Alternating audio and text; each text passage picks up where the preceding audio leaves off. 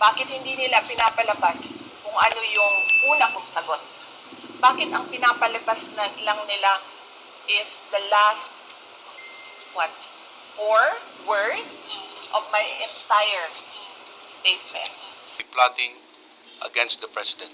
The head of the National Bureau of Investigation, who has primary jurisdiction to conduct an investigation whenever a threat to the presidency is made known. And we will use all the resources of government, all law enforcement agents, to find out the identity of and the legal consequences arising out of this dealt with the full force of the law.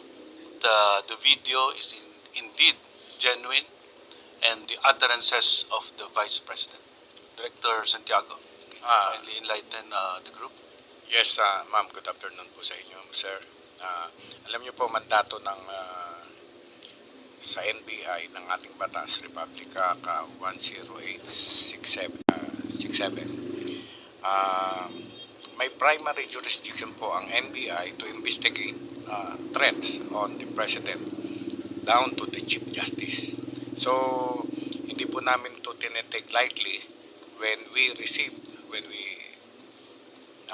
the video clips nung sinabi nga ni Vice President Sara.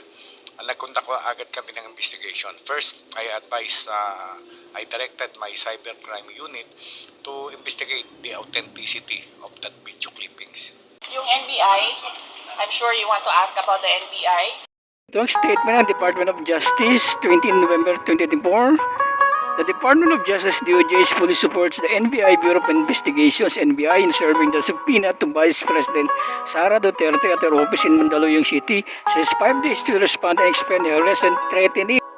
During remarks directed at President Ferdinand R. Marcos Jr., First Lady Lisa Araneta Marcos, and House Speaker Martin Romualdez, threat na ba yun? Si VP Sara ang may threat. Ang sabi ni VP Sara sa live video niya, kung mayroong gustong ipa-tsugi siya, alam na kung sino ang nag-tsugi sa kanya. So, kung usap daw siya ng tao na, may kinausap daw siyang tao na para balikan sila yung nag-tsugi sa kanya. Ang ganun yun. Si VP Sara ang may threat.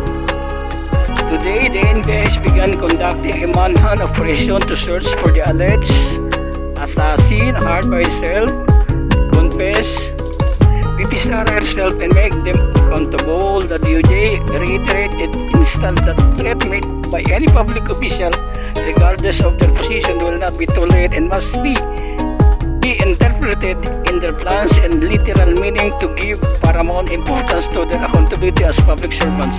In light of these alarming situations, the government is committed to utilize all available resources to address these threats effectively.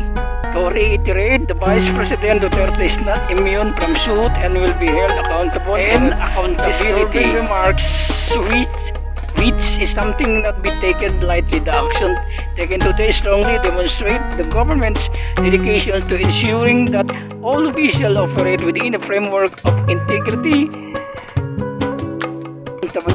Since hindi ko pa nababasa kung ano yung isi-serve nila sa akin, we will talk about NBI tomorrow.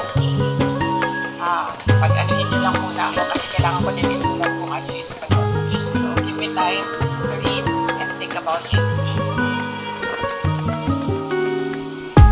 Okay, so ito yung sa KES, no? This is a reply to the statement issued by the Presidential Communications Office on the order of Executive Secretary Lucas Bersamin dated November 23, 2024. The Marcos administration's insistence that the President's life is under active threat is ominous. I raise this caution as the President and his sycophants aggressively sell a narrative based entirely on my statement, which is taken out of its logical context. Bakit hindi nila pinapalabas kung ano yung question ng media? Bakit hindi nila pinapalabas kung ano yung una kong sagot? Bakit ang pinapalabas lang nila is the last, four words of my entire statement. They are building a narrative, and I'll tell you kung anong playbook ito.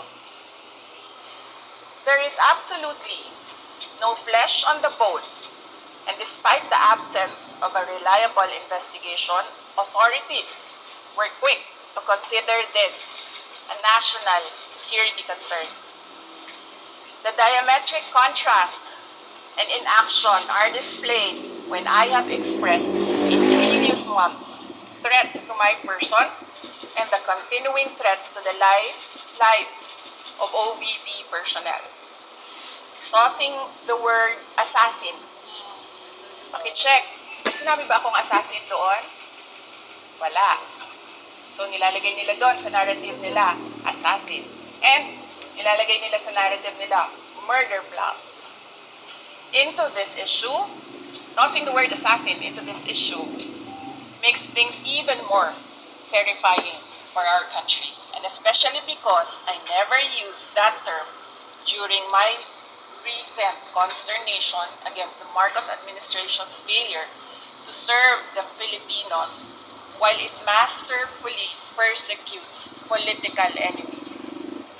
Common sense should be enough for us to understand and accept that the supposed conditional act of revenge does not constitute to an active threat.